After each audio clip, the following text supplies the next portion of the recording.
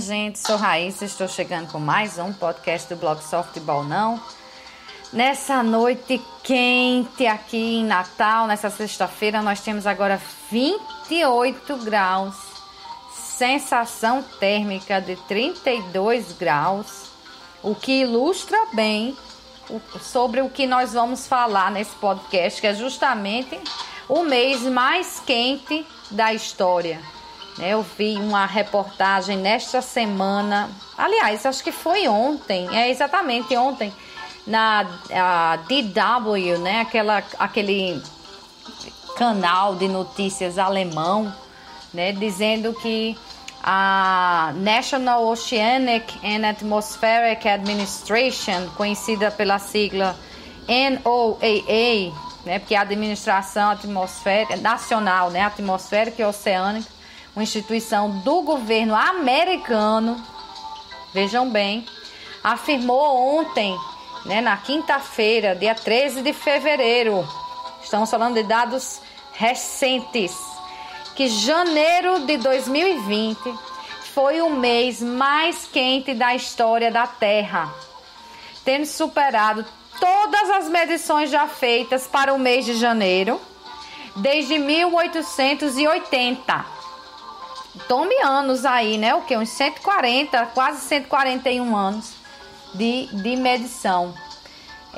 A temperatura da superfície terrestre e também da superfície oceânica, ela superou em 1,14 graus Celsius a média registrada para o mês de janeiro, né? No século XX, no século passado, que é de 12 graus Celsius. É bom lembrar que o mês de janeiro, ele é de bastante calor aqui para o hemisfério sul e costuma ser de frio no hemisfério norte, porque lá para o hemisfério norte é inverno e cá para o hemisfério sul é verão, né? Então, esse é o peso aí desses 12 graus, que agora já não são mais 12 graus, né?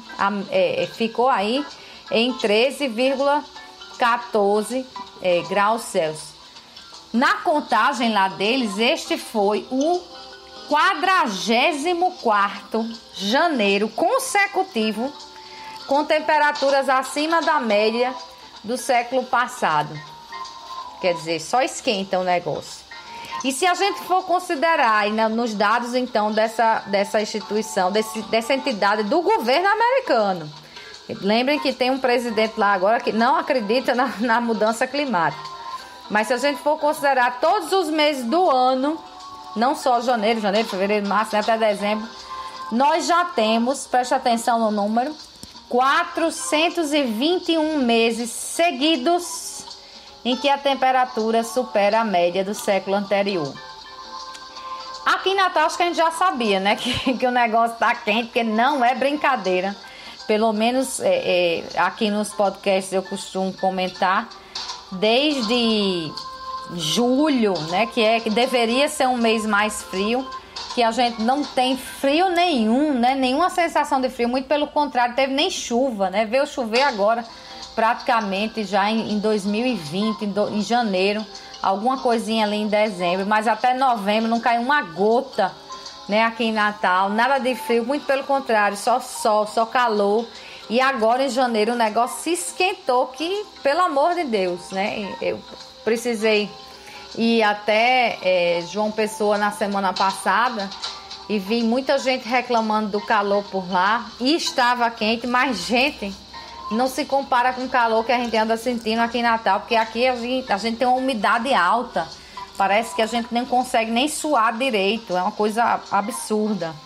Bom, seguindo lá nos dados da NOAA, partes da Rússia, da Escandinávia, do leste do Canadá, que são cantos muito gelados. O aumento em relação à média, preste atenção porque foi bem maior. Lembram que eu falei agora que o aumento era de 1,14? Nesses locais aí, são impressionantes 5 graus Celsius acima da média do século passado. E o recorde anterior para janeiro tinha sido em 2016. Para se ter uma ideia, né? Esta foi a primeira vez que os termômetros, aí chegamos para cá, ó, para a banda do hemisfério sul, que os termômetros na Antártida marcaram mais de 20 graus Celsius no verão, né? Mas mesmo assim a Antártida é muito gelada, mas foi a primeira vez, deu 20,75 graus Celsius lá na Antártida. Olha, esse janeiro de 2016, eu tive a sorte de estar nos Estados Unidos, né? Um pedaço aí de janeiro, já chegando para fevereiro. E eu tinha ido 2 anos antes, peguei um frio de lascar. Cheguei a pegar -1 grau por lá. E nesse ano aqui, quase que eu não precisei usar roupa mesmo gelada, nesse 2016, que realmente a temperatura estava mais alta, mesmo no inverno americano.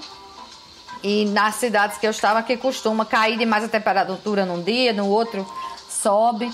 Então, dá para experimentar essas coisas. Aliás, esse negócio de mudança climática, né, que o povo diz assim, aquecimento global, e como é que dá, tem frio ainda em tal canto, não caia nessa balela. A gente fala de uma temperatura como um todo. O que acontece com o aquecimento global é que quando a gente tem frio, e ainda existe frio, mas quando a gente tem frio, quando a gente tem chuva, tudo é muito intenso e é em pouco tempo, né? É o frio que dura uma noite, é a chuva que cai de um mês todinho, num dia, numa hora, 2 horas, como a gente tem visto aí. É tudo muito intenso. O calor, ele segue sempre, né? Quando ele dá uma pausa, é uma coisa muito exagerada em pouco tempo.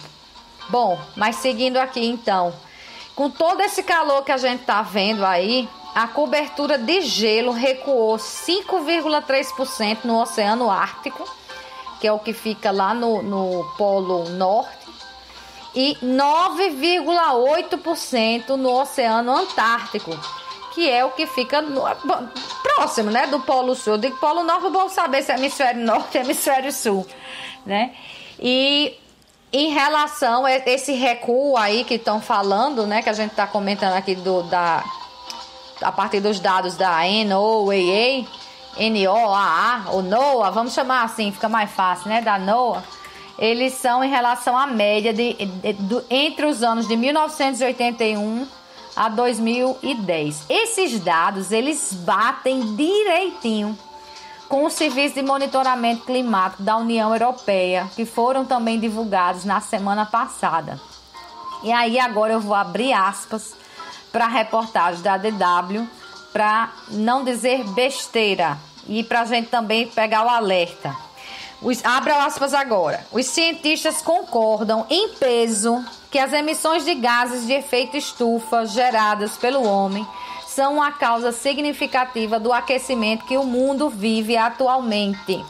No ano passado, as Nações Unidas alertaram que as emissões globais precisam cair 7,6% por ano ao longo da próxima década, a fim de limitar o aquecimento a 1,5 graus Celsius, acima dos níveis pré-industriais, uma meta estabelecida pelo Acordo de Paris sobre o Clima em 2015. Então, fecha aspas aí para o DW. Não sei qual evidência mais a gente precisa trazer para que a gente acredite. Quem anda aqui em Natal já está acreditando, eu tenho certeza, porque o calor não é fácil. Quem anda também nos cantos de inverno, que tem visto esse aumento da temperatura, também acredito. Os cientistas, que são os que andam na Antártida, certamente sabem o que estão dizendo ao fazer essas medições e fazer esses alertas, inclusive com as Nações Unidas. Então, precisamos repensar que mundo a gente quer. Já não é para os nossos filhos nem netos, é para a gente mesmo. O calor já está aí, os eventos já estão aí, de muita chuva, de inundações, de frio exagerado em pouco tempo e depois um calor desgraçado que mexe com tudo, né? Com o ciclo das plantas, ciclo dos animais e mexe com a gente também. A gente precisa repensar nosso jeito de fazer a economia avançar, né? Porque nossas emissões realmente estão criando esse efeito estufa para a gente e não está sendo nada fácil lidar com tudo isso. E os alertas estão todos aí. Temos que agir agora. Olha, vejam bem, o alerta é que a gente precisa fazer as emissões caírem 7,6% por ano. Quer dizer, a cada ano elas têm que cair 7,6%. Ao longo da próxima década, quer dizer, 10 anos. Durante 10 anos tem que cair 7,6% por ano para que a gente consiga limitar esse aquecimento a 1,5 grau apenas, acima dos níveis pré-industriais.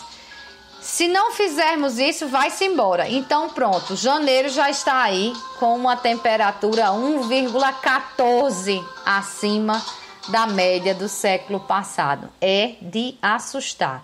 E quando a gente olha para as partes mais frias, que é normalmente o pessoal diz, cadê o aquecimento? 5 graus foi o aumento. Então, ou a gente age, ou a gente vai ficar realmente a ver navios que vai começar a faltar tudo, né?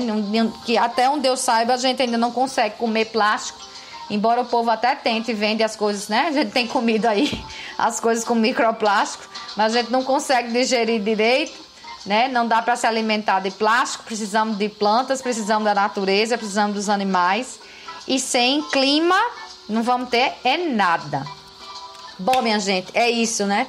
Espero que fique o alerta aí, né? Eu acho que o tema ninguém gosta, mas fica o alerta, porque esses dados são de uma instituição do governo americano, cujo presidente é absolutamente contra a existência de aquecimento global. Então, a gente tem mais é que confiar na fonte, sabendo que tem tudo isso contra. Espero que a gente parta para novas tecnologias, novas energias, reciclagem, tudo mais, para a gente conseguir segurar, então, essas emissões urgentemente. Mas os governos precisam agir, não apenas os cidadãos, os governos também. Renovo o convite para sexta que vem, 7 da noite, sobre outros assuntos, e domingo, 10 da manhã, sobre futebol. Até lá!